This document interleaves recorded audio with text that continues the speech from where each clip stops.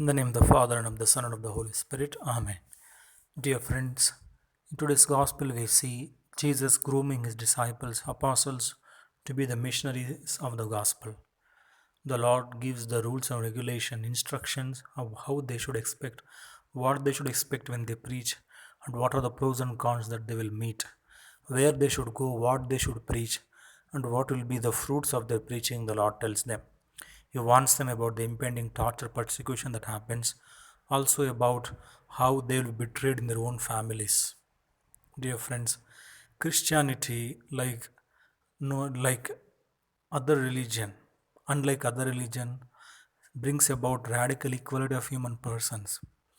There cannot be, in principle, discrimination of human person based on caste, color, or whatever, because Jesus taught us to pray God as our Father, and that Father is not belong to any one caste or any one color. Therefore, in principle, Christianity is an egalitarian religion. But sad to say that even today, because the powers of the church are in the hands of few, therefore they always see to that their own caste or their own people will always wield power, therefore suppressing the other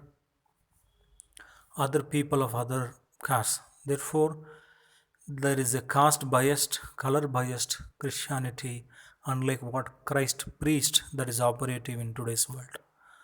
But in the gospel today, the Lord says that there will be persecution, that there will be torture. Brother will betray their own brother. In the early Christian community, when the Emperor Nero was persecuting, in a particular family, few accepted Christ and they were ready to die, whereas the others others betrayed their own, those who were born with them. Therefore, these are the instruction the Lord gives. Today, the church gives a memorial of 119 saintly martyrs of the Church of China. Today, Church of China is an underground church because they have certain conditions to say that Vatican cannot appoint their own bishops, but they must appoint the bishops whom the government of China approves. Therefore, the diplomatic relation between Vatican and the government of China are on the way. However, today, dear friends, wherever wherever the equality of persons are oppressed, wherever the expressions of the others are oppressed, wherever the flourishing of all culture and language and people are oppressed, there Christ also continues to be oppressed. He continues to be oppressed in the hands of few like Pilate, who, knowing the truth, want to exercise their power in lies. Christ continues to be in darkness because the kings of darkness today wield the power in the world. However, we do know that the power of the resurrection of Christ will break all the closed tombs of the seals of Pilates and Herods. The Lord will bring consolation and the power of resurrection to those who sit in fear and darkness. And that is the gospel the Lord asked his apostles to preach, and that is the fearlessness with which his own martyrs laid down his life. Therefore, let us then reflect within ourselves and see what is that aspect of my life that is not Christ like. What I am so afraid of to surrender to Christ. Am I biased towards other men and women?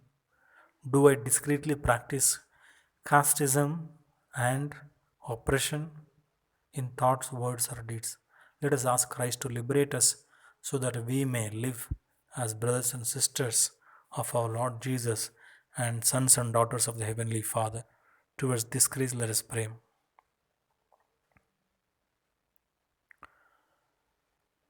Come, now is the time to worship. Come, now is the time to give your heart. Come, just as you are to worship. Come, just as you are before your God. Come. One day every tongue will confess you are God. One day every knee will bow. Still the greatest treasure remains for those who gladly choose you now. One day every tongue will confess you are God. One day every knee will bow. Still, the greatest treasure remains for those who gladly choose you now. Dear Lord, you have given us warning and you have foretold us that we have to pay the price of being a Christian. It's very easy to live as a compromised Christian according to the values of the world, but to follow the radicality of the cross, to believe in the ignominious death that you underwent, ashamed, naked, rejected, and dejected, and that love of cross that you have shown us, and the shadow of the cross will be there in every struggle and turmoil of our lives. May we cheerfully and joyfully participate in your suffering as we try to live by your principles of equality and freedom of being the sons and daughters of the Heavenly Father. We make this prayer in your holy name, dear Lord. Amen. May Almighty God bless us, may protect us from all evil, and lead us to life everlasting. Amen.